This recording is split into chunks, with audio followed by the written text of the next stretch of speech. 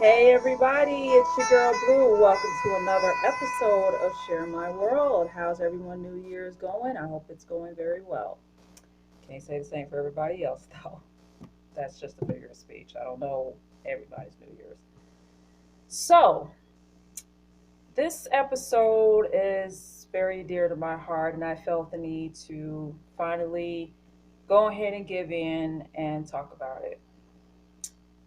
And forgive me if it's going to seem like it's going to be a very long video. I will try to make it as short, sweet as possible, but it's a very sensitive subject that I feel the need to just get on out there. Let me just start by saying this. We are all different. We are not perfect, nor I don't claim to be perfect. I am as imperfect as they can possibly come by, and that's perfectly fine with me, is what I say. So, today's episode is about me and my struggle with scoliosis. If you all are not familiar with that word, yeah, clearly it's not really a word that you pretty much toss around in a conversation, let alone hear about it as much. Every now and then you hear about it, but it's definitely not something that people tend to talk about on a daily basis. But for me, it's something that I've been struggling with, for years since I was a kid. There are two types of curves of scoliosis. There is a C curve when your spine is shaped like a C, and then there's a S curve where your spine is literally curved like an S. And unfortunately for me, I had the worst of the worst, which was the S curve. Now, imagine um, as a kid growing up, you're supposed to be, sitting up straight, walking straight, but there's one kid in particular that's not walking correctly or sitting up correctly, which would be me. And unfortunately, this is when my nightmare began, as well as a lifesaver. When I was growing up, I walked crooked from everyone's angle, from when they looked at me. Me personally, I didn't think I was walking crooked. I thought I was walking just like everybody else. But unfortunately, I was not. Um, yeah, this is the best way. I was literally walking like this, one shoulder down and one shoulder up. So imagine my relatives, my aunts in particular, were taking this arm and literally yanking it down, trying to tell me to stand up straight. And I'm literally telling them, I'm standing up straight. What are you talking about? Obviously there was something wrong if I didn't see the fact that I wasn't walking straight or standing up straight, because I really felt like that I was okay. But like I said, it's like every time I went to a relative's house, they would take my arm and literally yank it down, or they'll shrug my shoulders, they'll tell me to stand up straight, and they'll just pretty much just yanking me and stuff like I was some type of freaking doll. Like, that was so uncomfortable. Really, I thought they were gonna freaking pull my arm out of my socket when they kept doing that. Obviously, they informed my dad that something was up, so he took me to Children's Hospital. And if I'm not mistaken, I believe I was in the fifth grade when all this went down. Fourth, fifth grade, give or take. Like I said, he took me to Children's Hospital of Michigan, and that's when the doctor they had to take some X-rays and an MRI. Mind you, I was petrified of an MRI. I didn't know at the time what it was. Pretty much an MRI, if you all have had it in your life, whatever, it's a long freaking tube, and you have this panel that you lay on, and they scoot you up, and you literally have to lay there still, like frozen, just for them to take an accurate picture. And I was terrified. So, in order to calm me down, my dad had to give the doctors a Tony Braxton cassette at the time, or CD, and gave me some headphones for me to stay cool. Imagine, Tony Braxton kept me sane during the whole MRI.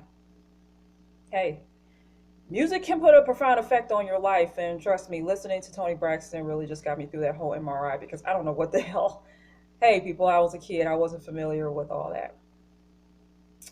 So when they finally took the pictures at the MRI, they concluded that I had scoliosis and that my spine was severely crooked.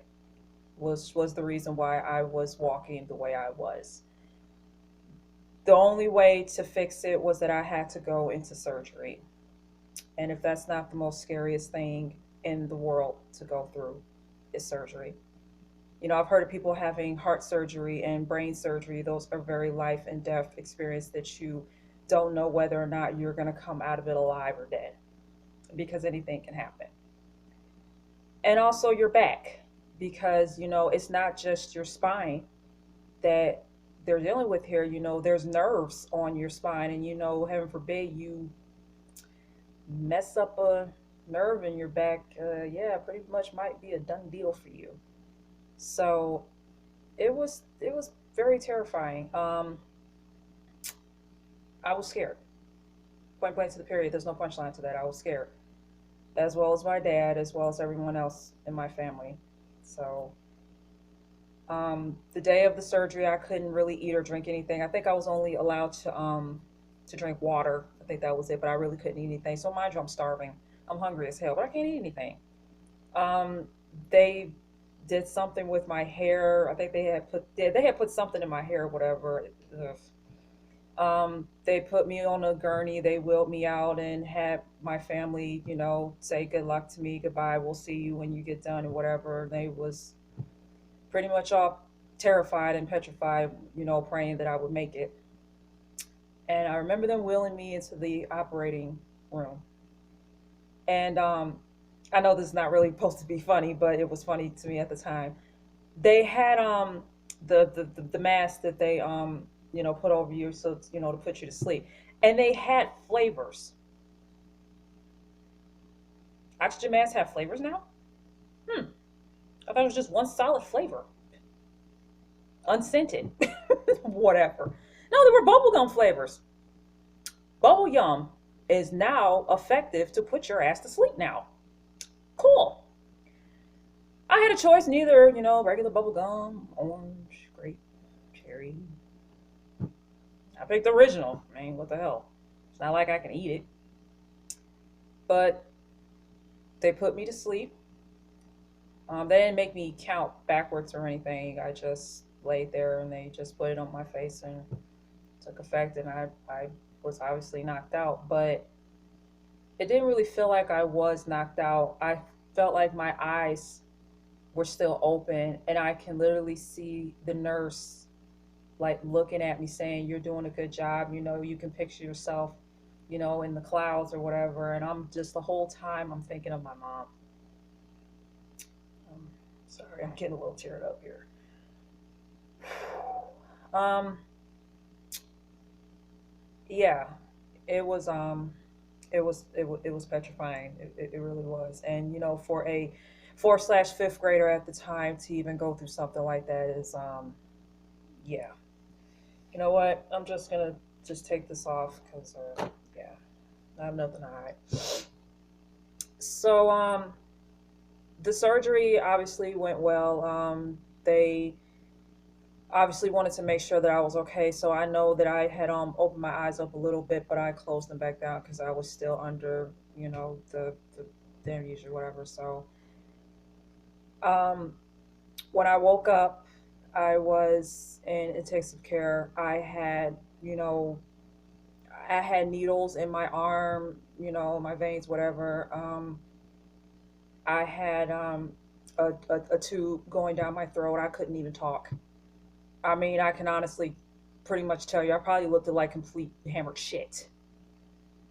But I couldn't talk to anybody. And I really think to some people that was probably a blessing in disguise or a miracle. Little old me didn't have the ability to talk. The room would be silent.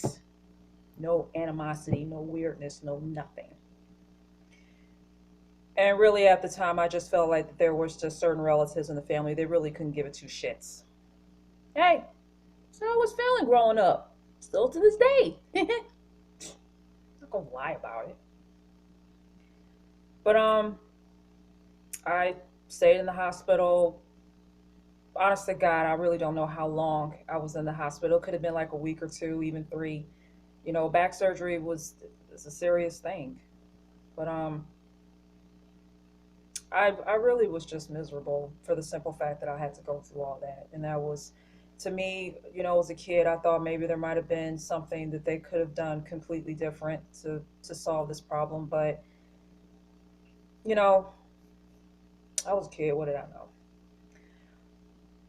All I know is when I got out of school, no, when I got out of the hospital, sorry, when I got out of the hospital, um, I don't know how soon I was able to go back to school, but what I do know is that I was treated like I was handicapped. I wasn't able to ride a bike. I wasn't able to skate. I couldn't even really go outside to play at all because they was afraid, my family was afraid that I was going to re-injure. I was going to get injured and hurt my back.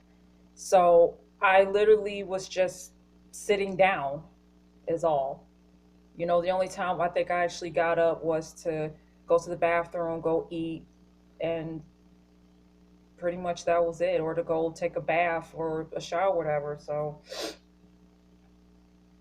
I just really felt helpless. I really couldn't do anything. Is what I felt like, and I didn't like feeling like that. You know, I don't.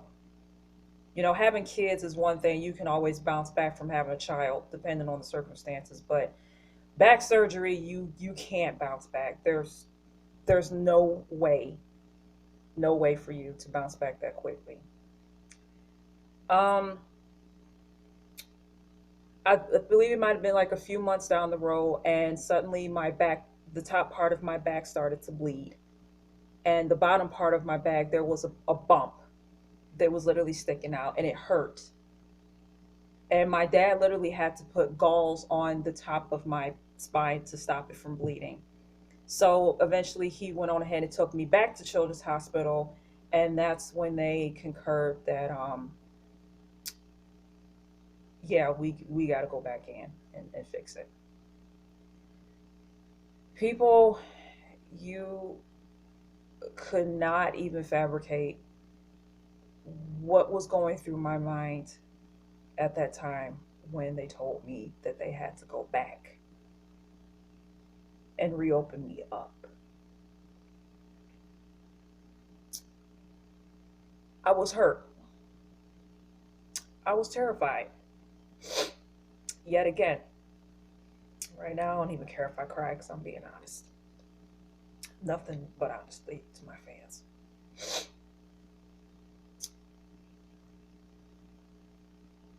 As a kid, I felt like I was not normal, that I was being punished. And this, I really felt like that I was not going to be able to do anything, you know. I really felt hopeless and helpless. I really did. Because I kept asking myself, why me? Why was this happening to me again? I'm done with surgery.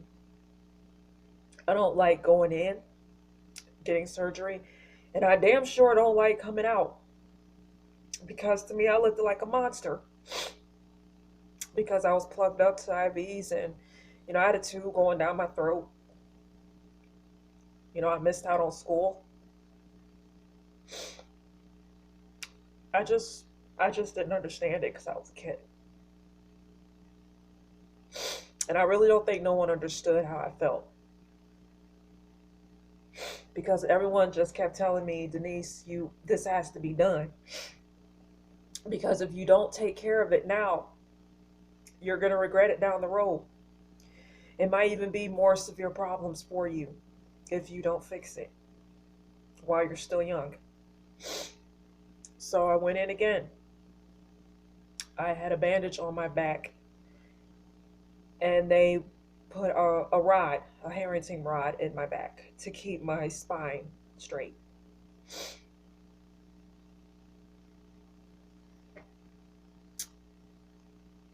And I hated it. I really hated it because not only I had to have surgery, the second time to prevent any other mishaps with my back, I had to wear a brace. And the brace looked like this huge little piece of cheese that went like this across and then underneath, because these are my armpits, and then it went around, and it was a strap on. So someone had to strap it on. I think it was like about 3 straps on the brace. So I had to put that on, and then I had to put a shirt over the brace. So it looked like I got buff right here, but I didn't. It was the brace. And I remember my auntie Josie, God rest her soul, had driven me up to my school. I was going to Vandenberg at the time. I hope I'm saying the name right. Yeah, I was going to Vandenberg at the time, and all of my classmates were outside playing. I remember this day. All my classmates were outside, and they saw me in the car. You will not believe how ecstatic they were to see me, because I've been told that my whole entire class was crying, and it was praying for me.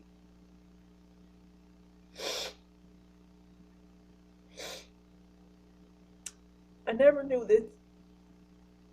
that people can actually take time out of their life to worry about you and think of you like that. For them to sit over there and think about me and hope and pray that I made it was the sweetest thing in the world.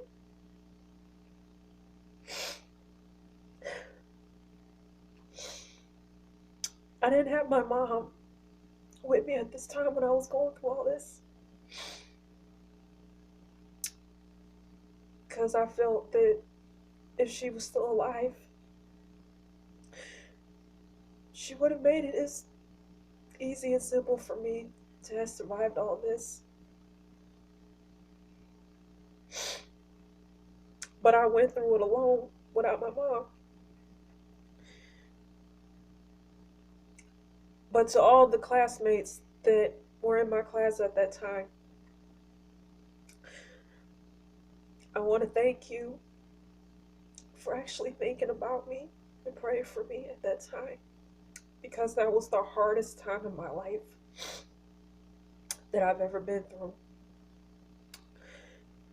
There was one classmate in particular that I definitely have to thank, and her name is Shania Best. When I came back to school, I wasn't able to carry my book bag.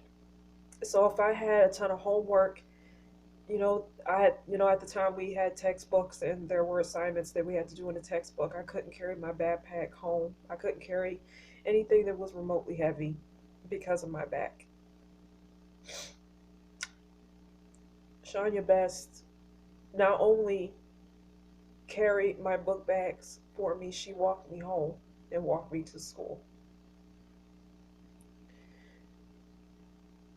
So Shania Best,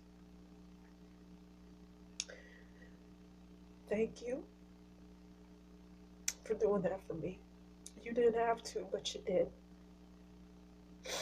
And I know people are probably wondering, why am I being so mushy, whatever. It's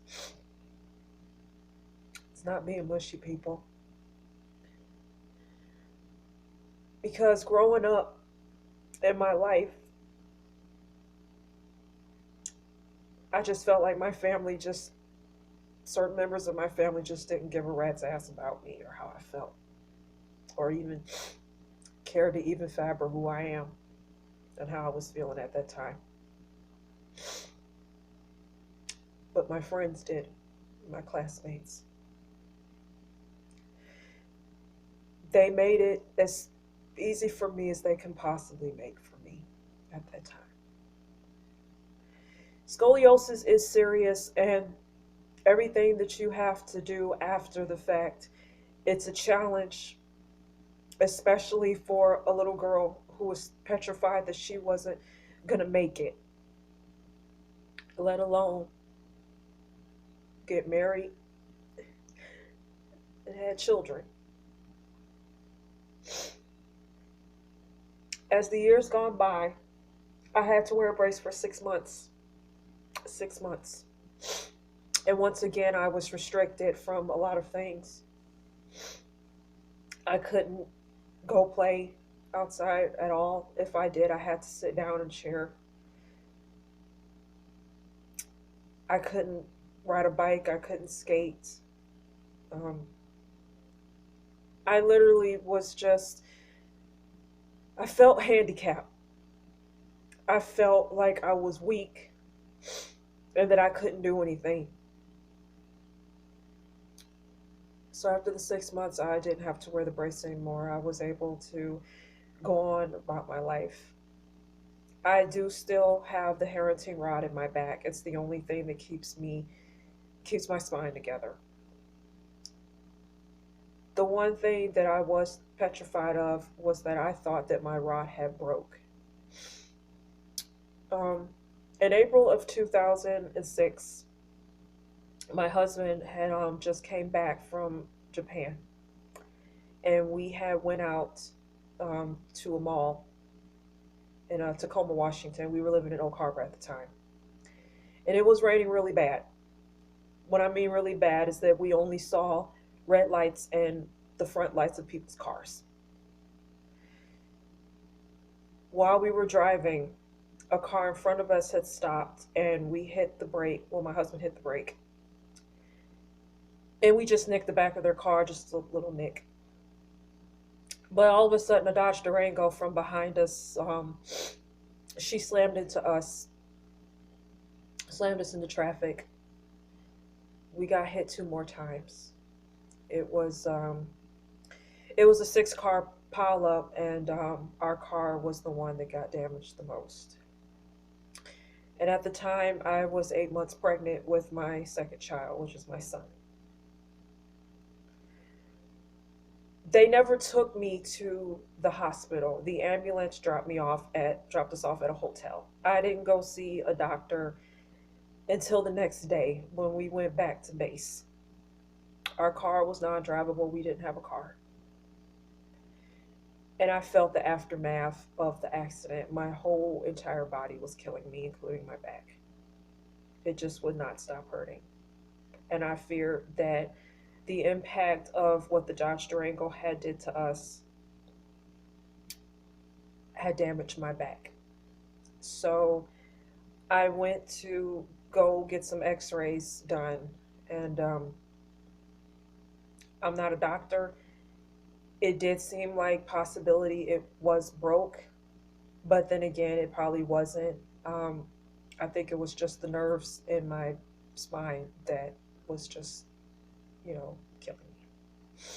So we came to Michigan that same year in December 2006, and I think like a year or two later, I went somewhere and I showed them the prints of my back, and they confirmed that it's not broken.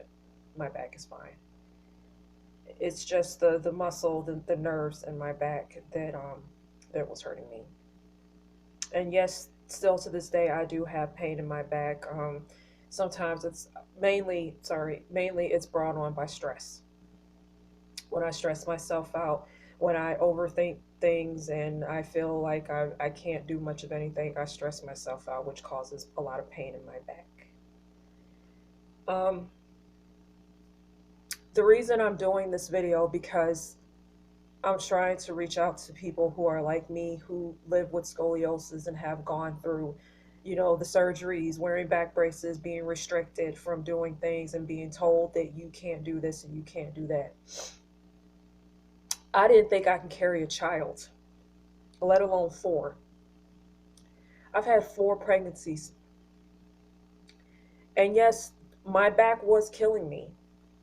And I really thought that carrying a child would, hurt me even more. But thank the Lord that, I pulled through with having children. Um, I think the last time I even went skating, I was probably like in the seventh grade. That was the last time I skated. Um, I really don't recall the last time I actually rode a bike. Unfortunately, I don't have a bike, so I really wouldn't know. But yeah, I haven't really done much of anything. But what I will say is that I do have a rod in my back that's holding my spine up, right? Um, I am able, of course, to work. I can work. I can clean up my house. I can run. I can exercise. They actually recommend that you do exercise when you do have them pains in your back, which I seriously do need to start doing. I think the I think another reason why my back hurts because of the weight that I'm carrying on me right now, like the physicality of it. So I need to learn how to, I need to exercise, and maybe once I do that, then I won't be in as much pain as I normally am on a daily basis when I stress myself out, and it's a lot. And then I think it was last year, a few months ago, I found out that WWE diva Paige has scoliosis. She did a podcast interview with Stone Cold, and she admitted that she had scoliosis. Now, if you all are wrestling fans like me and my husband is, Paige gets tossed around and thrown into stairs and the pole, and she literally just gets tossed around like a rag doll. And the fact that she has scoliosis, I'm impressed because, you know, that didn't stop her from accomplishing what she wanted to accomplish. And I applaud her for that. And then there's a show called Breaking Ground, and there were some people trying out, and there was this one girl who had scoliosis, and she did get the surgery to get everything together, but she would have been a liability, heaven forbid, she falls on her back or gets slammed on the mat, she can do a lot more damage, to her back. So they wind up having to, let her go. Like, she wasn't able to proceed on to becoming an NXT or a WWE diva because of that. I do applaud her for trying. I really do. I applaud any woman who's gone through what I've gone through and is still able to sit here today and still live her life. Because I honestly didn't think I would make it. Like I said, it's a life and death surgery, and a lot of people didn't think I could make it, but I did. And I am sitting here in front of you today as a survivor, as a person who does not let anything back her down, does not let anything hold her down. I've had surgery, I wore a brace, I have a rod in my back, I've had 4 children, I'm able to drive, I have a job, I'm able to do everything that a normal person can do. I do not let this stop me from doing anything in my life. I have dreams, I have goals, and I'm going to meet that, and I'm not going to let my back stop me. But like I said, I hope that you all will look at this video and relate to me on some level with it. So once again, like I said, I want to give a special shout out to Sharon the Best for being there for me, carrying my book bag for me when I couldn't. And I hope to see you guys again for another episode of Share My World. But until then, I love you guys. I thank you. I'm nothing but truthful to you. Hashtag embrace the blue. You got any questions for me? Let me know. Thank you for listening. Bye.